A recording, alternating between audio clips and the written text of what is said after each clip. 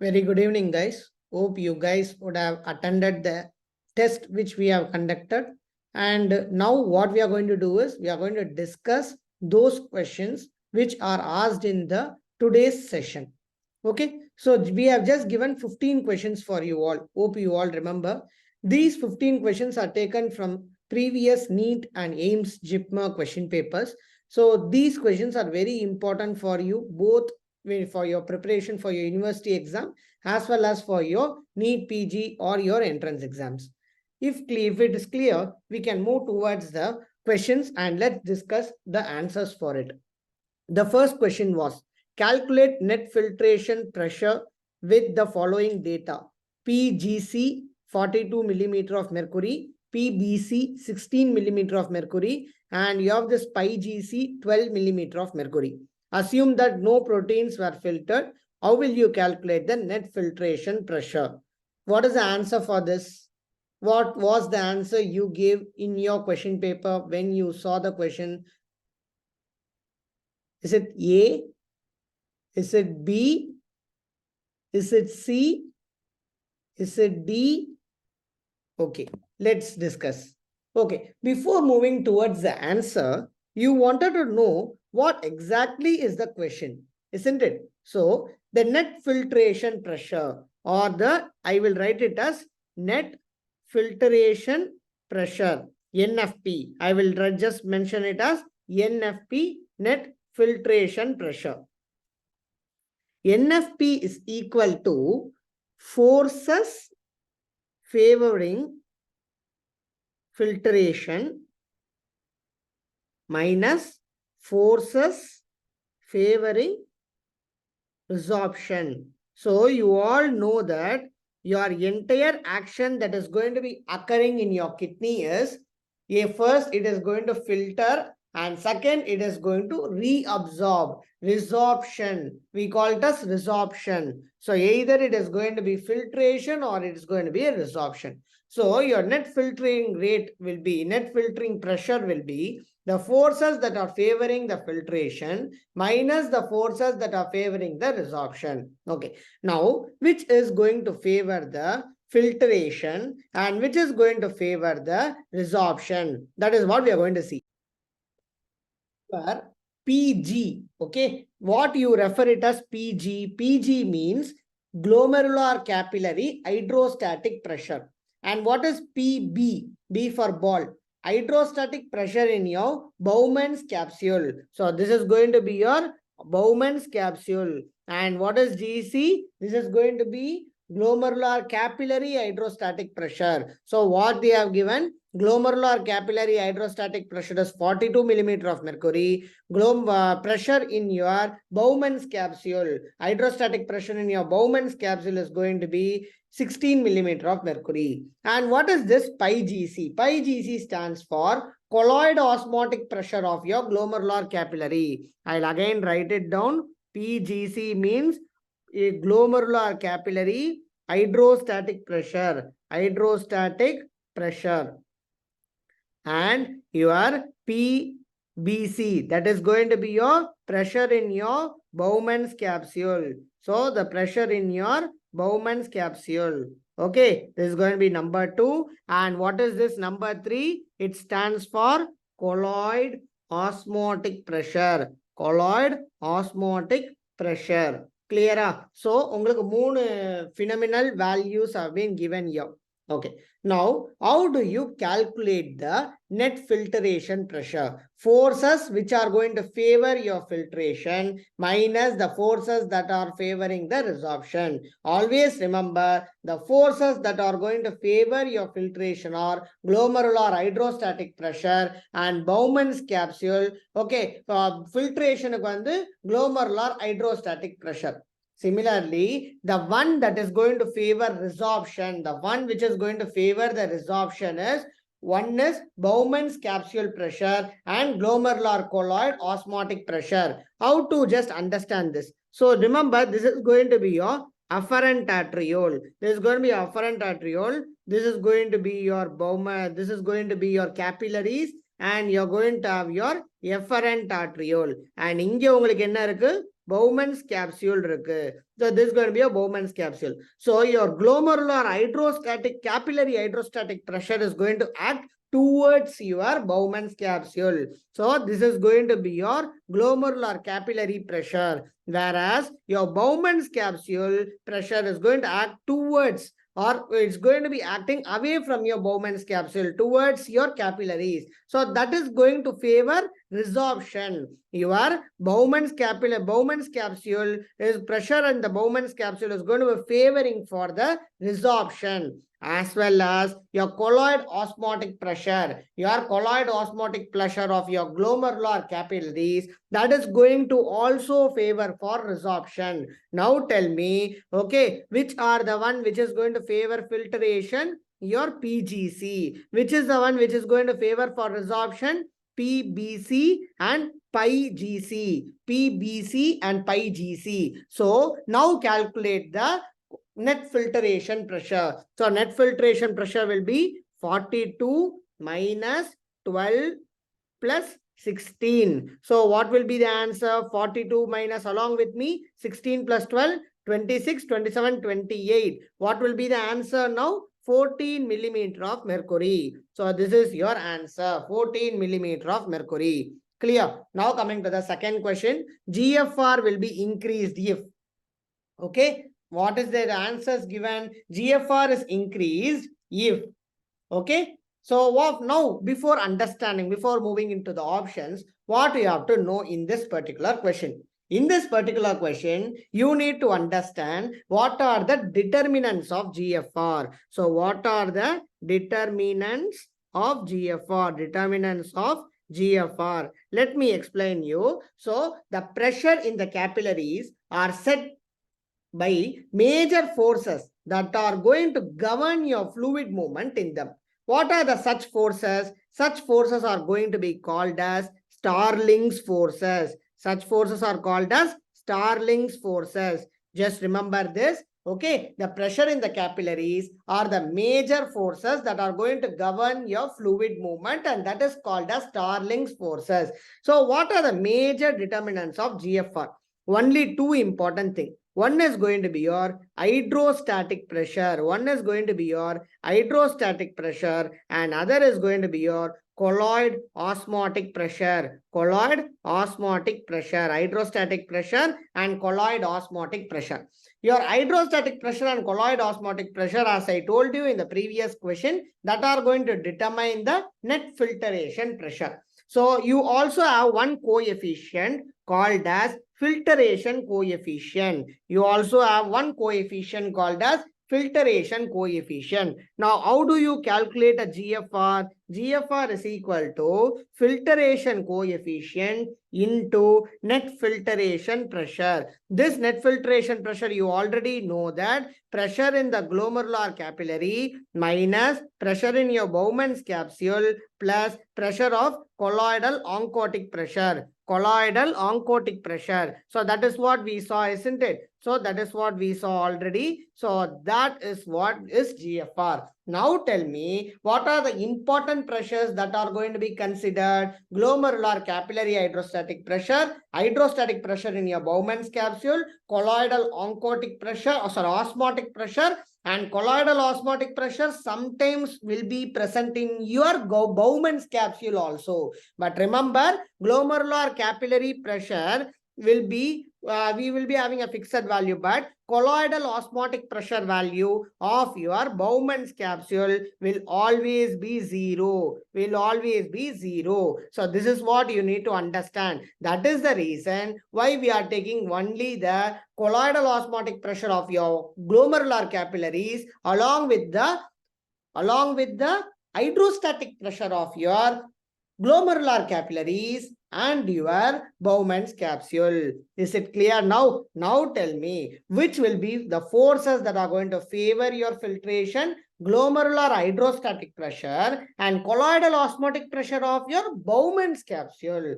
Exactly opposite, the one that are going to favor resorption are the one that are favoring against the filtration are glomerular capillary colloid oncotic pressure and Bowman's capsule hydrostatic pressure. Now what you need to understand is what is the normal value? What is the normal value? So always remember for the for your glomerular capillaries, the hydrostatic pressure or the normal value is 60 millimeter of mercury, whereas colloidal osmotic pressure of your glomerular capillaries will be around 32 millimeter of mercury.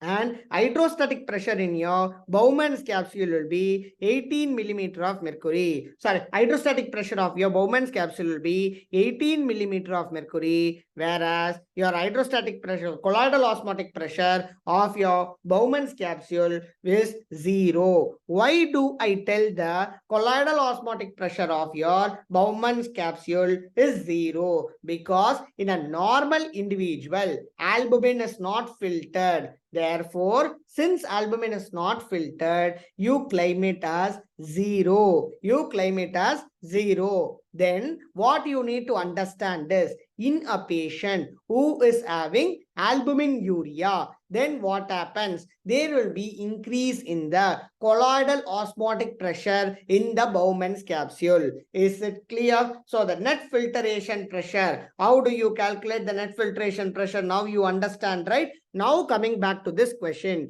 GFR will be increased if, when it will be increased? Increased in hydrostatic pressure in Bowman's capsule. Is it?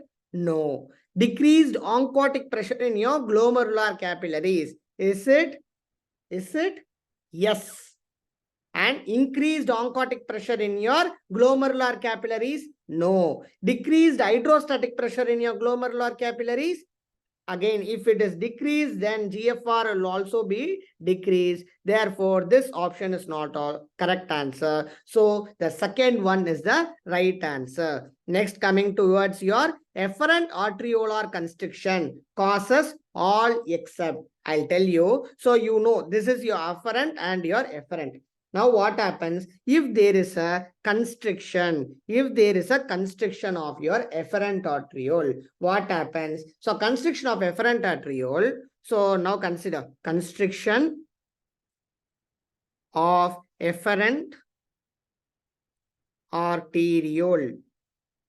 Constriction of your efferent arteriole, what happens is they are going to have a biphasic response. They are going to have a biphasic response. Is it clear? They will be having a biphasic response. So, if there is less than threefold increase in resistance, if there is less than threefold increase in resistance, okay, threefold increase in resistance, then GFR increases because of the increase in the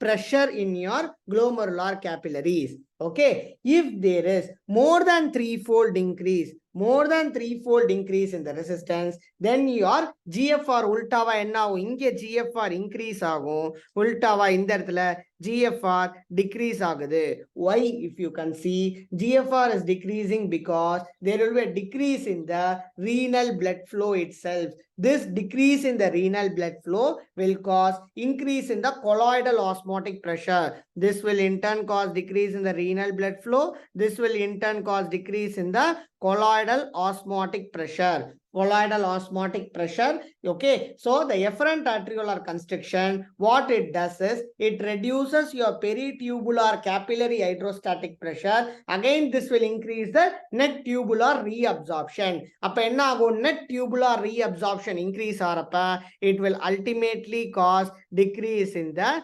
GFR. This will cause decrease in the GFR. Is it clear? So increase the proteins that escape your filtration in glomerular capillaries, and your oncotic pressure will always cause decrease. Okay, will always cause decrease in the GFR. Now coming to the question, efferent arteriolar constriction causes all except. You know that it decreases your GFR, it decreases your renal blood flow. It is also going to cause decrease in the hydrostatic pressure of your glomerular capillaries. But what happens? It is going to, but what happens? the increase in the protein. So what happens when there is a efferent arteriolar constriction? I already told you, it reduces your peritubular capillary hydrostatic pressure, and it is going to increase your colloidal osmotic pressure. Because of that, there will be increase in the protein that is going to escape the filtration in glomerular capillary. Whenever there is an increase in the protein, that is going to escape your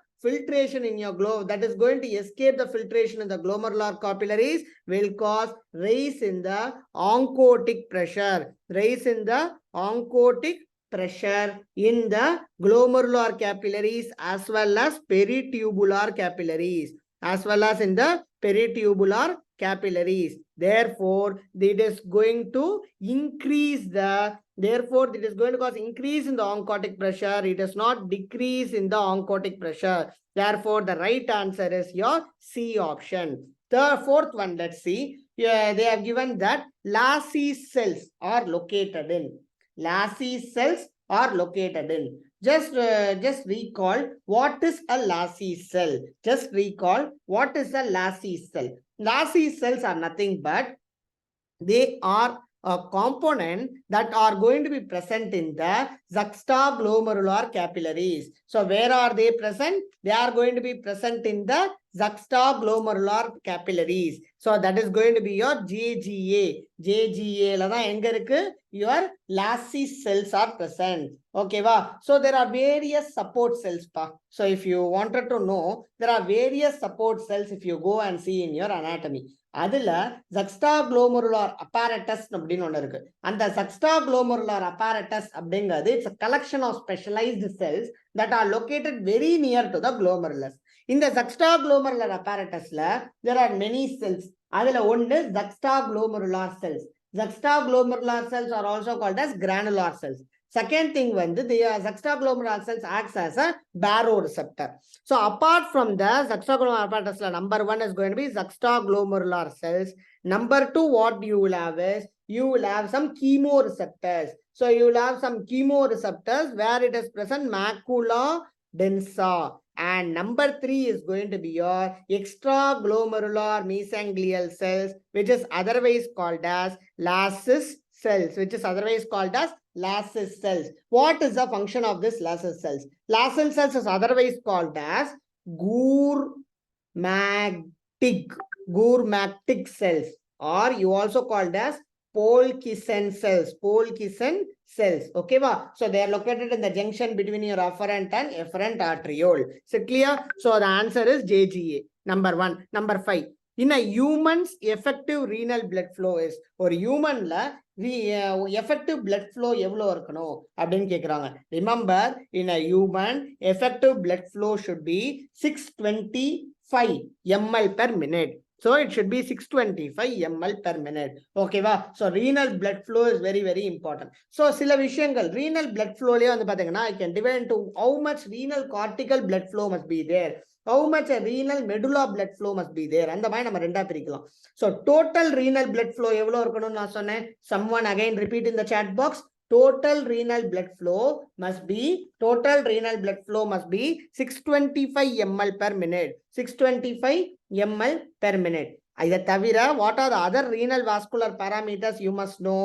So renal cortical blood flow.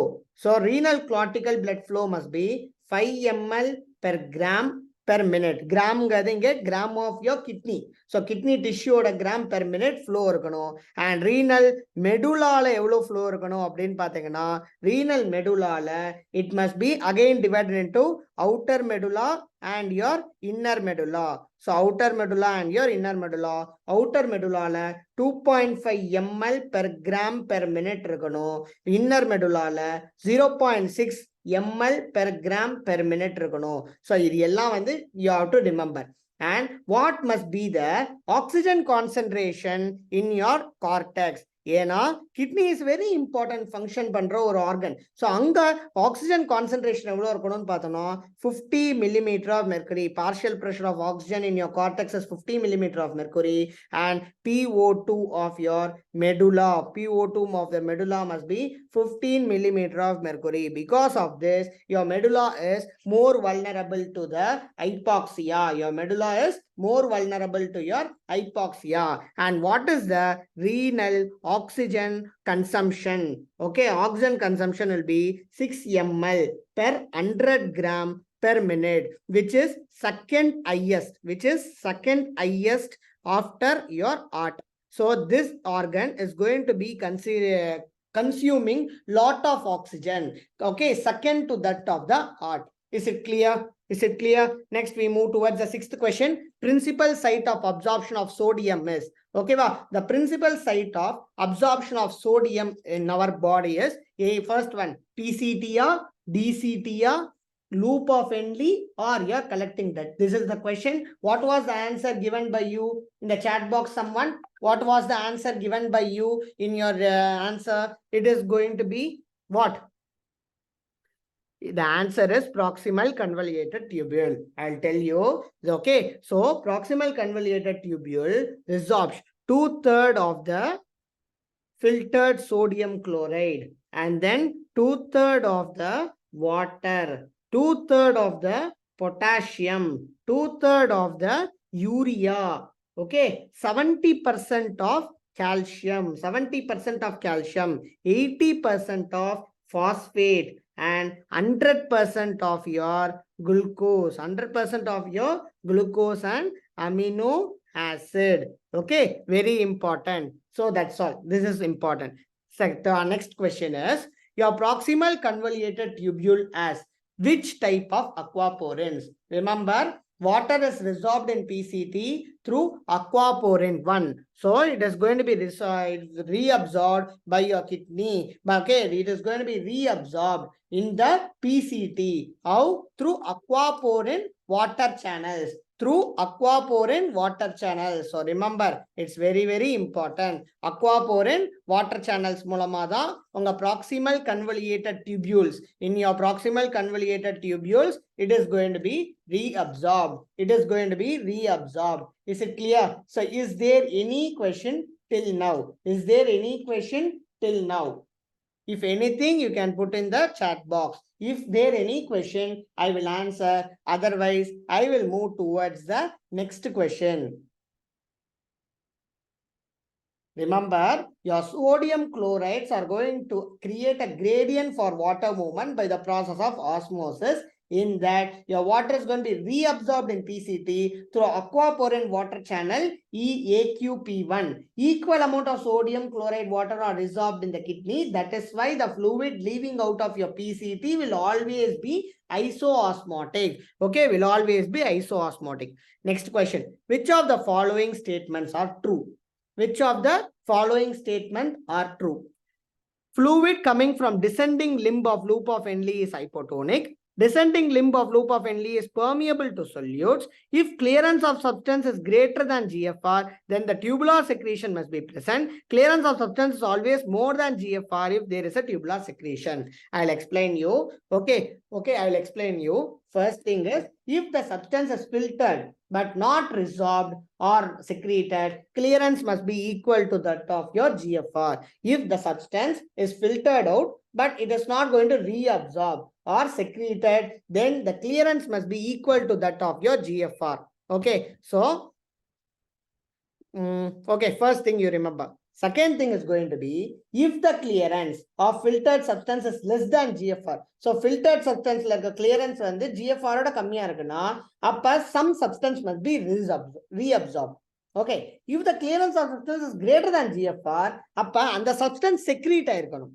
Number 4, if the substance is completely cleared from their renal blood at one pass through the kidney, அப்ப clearance is equal to that of the renal plasma flow. அதாவது as such அப்படியே இருக்கு. Example is your PAH. Now tell me what is the answer. Fluid coming from the descending loop of Henle is hypotonic. Illa.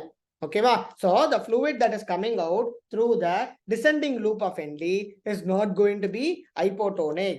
Okay, it is not going to be hypotonic. So that is what you would have read in the loop counter current mechanism. So that is what you would have read in the counter current mechanism. Remember, your thick descending loop of ND will always act as a hypertonic, and just a thin descending loop of ND, because that is a concentrating segment. So fluid coming from the descending loop of ND is going to be hypertonic. Ascending loop of Henle irundaduna, then it is going to be a diluting segment. Appada hypotonic irukum. So, if the clearance of substance is greater than GFR, then tubular secretion must be present. Correct dana? So clearance வந்து GFR ஓட நிறைய இருந்தா கண்டிப்பா ஒரு tubular presence, tubular secretions இருக்கணும். Descending limbல loop of Henle is okay. Always remember, descending limb of loop of Henle will be hypertonic. And your ascending limb will always be hypotonic. And remember, the descending limb வந்து always it's going to be hypertonic. அப்ப என்ன அர்த்தம்? Descending limb ல வந்து பாத்தீங்கன்னா there is not going to be permeability to solutes. So solutes permeability ஆகாது. Okay, only your ascending loop of Henle will be permeable to solute. That is the reason why that becomes hypotonic. Okay, fourth point. Clearance of substance is always more than GFR if there is a tubular secretion. Clearance of substance is always more than GFR if there is tubular secretion. Okay. If clearance of substance is greater than your GFR, then tubular secretion must be present. So in the rendu point, how you are going to differentiate? So டக்குன்னு படிக்கிறப்ப ரெண்டு ஒரே மாதிரி தான் இருக்கு. Clearance of substance வந்து is always more than GFR அப்படின்னு கொடுத்திருக்கு. So clearance of substance வந்து is always more than GFR அப்படின்னு நான் சொல்லியிருக்கேன். Number 1. Number 2 என்ன நான் சொல்லியிருக்கேன்? Number 2 என்ன நாங்க சொல்லியிருக்கோம்? Number 2 is clearance of substance is always more than GFR if there is a tubular secretion.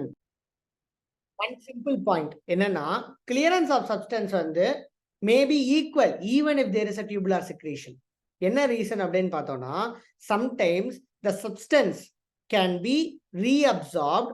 Okay, substance can be reabsorbed. It is not necessary that there must be a complete clearance. Okay, va? So adanala, if the clearance of substance is greater than GFR, then tubular secretion is present. That's correct. But எல்லா கண்டிஷன்லயுமே GFR அதிகமா தான் இருக்கணும் tubular secretionனால அப்படின்னு அவசியம் கிடையாது. Tubular secretion sometime என்ன ஆகும்னா will be less or will be equal. And the time la vande clearance of substance is not always more than GFR. Sometimes equal a kuda irkalam GFR, even though tubular secretion is present. Eppa if the substance filtered but not resorbed or not secreted, then it must be equal to GFR. Even if there is a secretion, if that is equal, then there can be a it can be equal to GFR. Only if there is a tubular secretion, then what happens is there is a tubular secretion, then the clearance of substance will be greater than GFR. Always more than varadu. So அதுதான் இந்த questionல இருக்க point. So இதுல நிறைய பேர் confuse ஆனாங்க. This was a previous AIMS question. Next thing is, in a renal disease, your albumin is first to appear in the urine. Why? In a renal disease, why albumin is first to appear in the urine? Anyone? If you have put your answer, you can just post your answer whatever you have posted in the in the Google form. Okay, the question is very simple. In a renal disease, albumin is first appears in the urine. So albumin is the one that is going to first appear in the urine. Clear up? So why is that? Why is that a hard and fast rule? Someone? I'll tell you. Glomerular membrane is going to permit neutral substances up to 4 nanometer. Up to 4 nanometer, your glomerular membrane is going to permit. Okay, va? Up to 4 nanometer. Substance greater than 8 nanometer are going to be totally excluded. Substance more than 8 nanometer is going to be totally excluded. Okay, va? 8 nanometer மேல இருந்தா totally excluded. Albumin வந்து 7 millimeter. It means that it has a molecular weight slightly greater than the molecule that are getting filtered. Okay, va? So 4 nanometer வரைக்கும் தான் it permits. substance greater than 8 nanometer totally excluded. So இது ரெண்டும் மிடில்ல இருக்கு. So இது வந்து எப்ப உனக்கு வந்து நியூட்ரல் சப்ஸ்டன்ஸ் நார்மலா இருக்கும்போது your albumin is not secreted, but in any renal disease albumin can be secreted because 7 millimeter. ஒருவேளை if the substance is more than 8 nanometer, even though there is a renal disease, it cannot be excreted. So that is what I wanted to tell you. Okay, why? Because as a molecule or slightly greater than the molecule normally getting filtered. So that is the reason. Okay, wow. So next point is all should be the features of a substance that measure GFR except. Okay, wow. Except what is the answer for this? What you have mentioned? Is it A? Is it B? Is it C? Or is it D? What did you give in your exam? What did you put in your exam? Just come on. Just tell me. What you have put in your exam, you can just let me know now. I'll give you 10 seconds.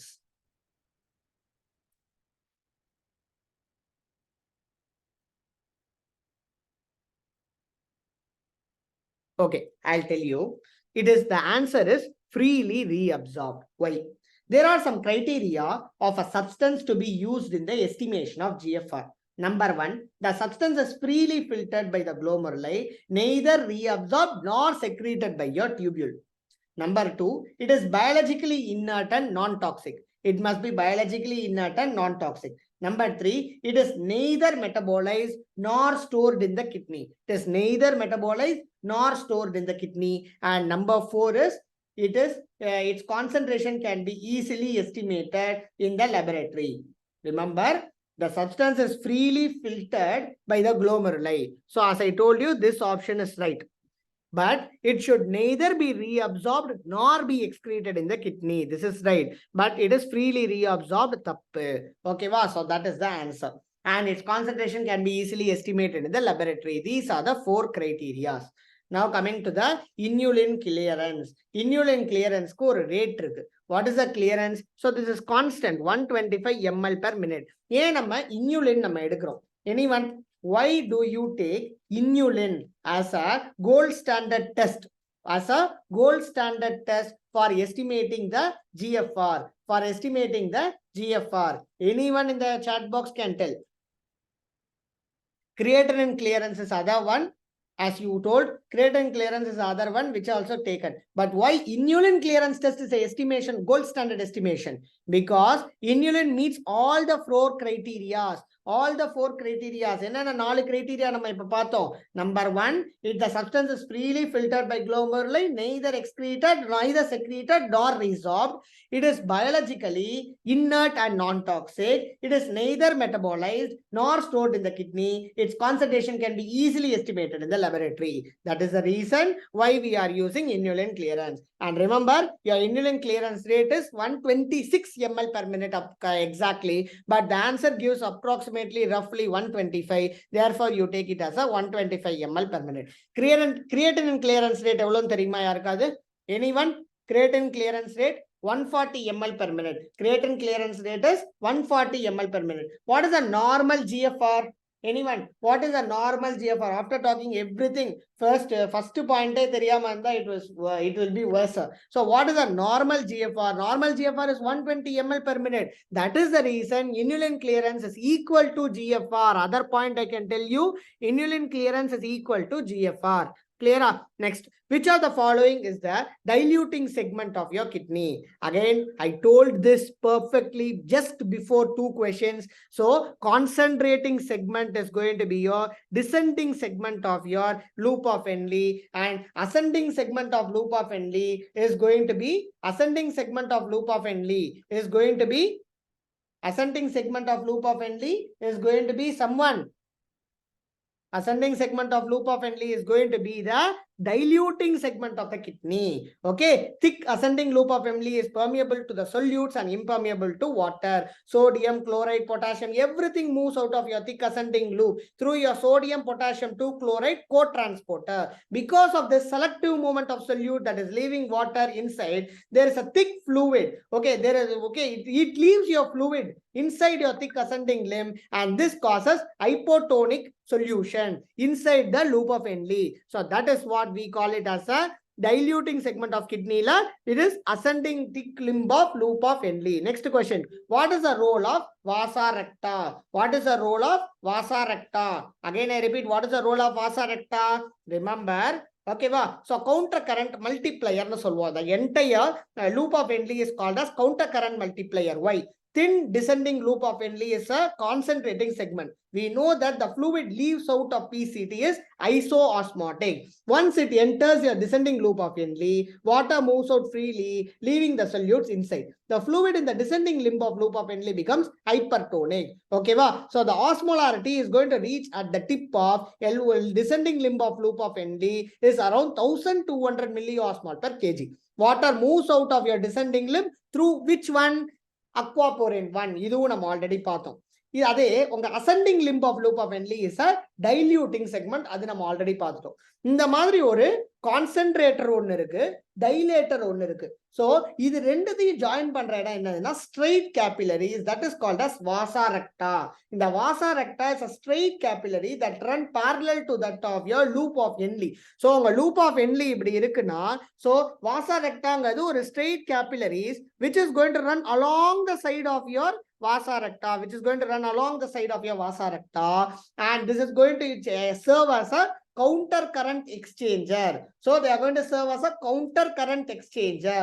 What it is going to do, it is going to help in the concentration of urine. It is not regulating your GFR, it is not giving a feedback mechanism, it is not supplying your suprarenal medulla.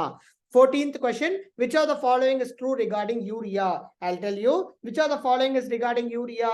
Remember, 2/3 of the filtered urea is going to be resorbed in your proximal convoluted tubule. You read that already. I already told you. Remember that only 50% of your medullary hyperosmolarity is due to your sodium chloride. Remaining 50% is contributed by the end product of your protein metabolism, that is your urea. It is for this reason, high protein diet increases the concentrating ability of your kidney and low protein diet decreases your concentrating urea ability of your kidney. Under the influence of antidiuretic hormone, urea is resorbed from your medullary collecting tubules and their urea diffuses into your ascending loop of Henle and recirculates. Urea transporters in kidney is UTA.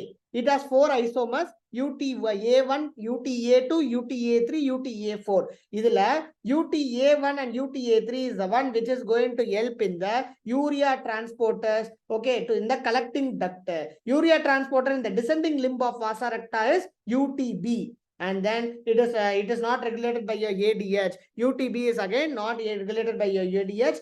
UTB is present in the RBC. It's also present in your RBC. Is it clear? Last and final question. Okay, I think a few questions are also there. Last question, counter current mechanism in the kidney is responsible for. Always remember, counter current mechanism in the kidney is responsible for the osmotic gradient in your medulla. So this is called as your counter current mechanism. This is otherwise called as your counter current mechanism. Is it clear? Next question. Hypertonic urine is excreted due to the absorption of water in. So water enga absorb agum? Water enga absorb agum? Someone? Collecting ducts. Always remember.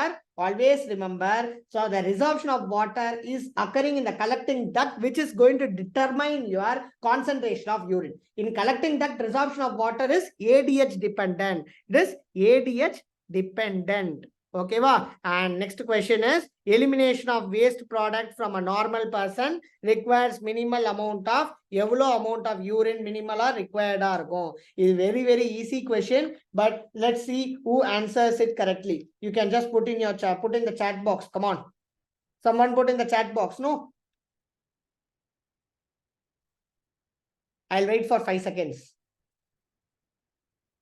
The question is very easy. What is the question is, in a humans, okay, elimination of waste product. So உனக்கு வந்து waste product eliminate பண்ணனும் from a normal person. அதுக்கு எவ்வளவு amount of urine is necessary, the minimal amount of urine that is necessary. So this is what they have asked as a question. The answer is 500 ml. I'll tell you, a normal 70 kg human must excrete 600 milliosmol of solute every day. We know that maximum concentrating ability of the kidney is 1200 milliosmolar. So the minimum volume of urine that must be excreted is 600 by 1200, that is 0.5 liter per day, that is 500 ml per day. So this is the correct value. So with this we are ending this entire session of the test and discussion which we had conducted today. 15 questions or basic coverage in the week on the renal physiology. The 15 is going to be very easy for you, and these are the concepts behind these 15 questions. So I will announce the results soon in the group, and meanwhile just go through it, read once again entire topics, so that you will be able to 100% achieve all the questions which are asked in the exam related to your renal physiology. Thank you so much. With this, I am signing off. This is Dr. Raghu, founder and chairman of Medusane. Thank you.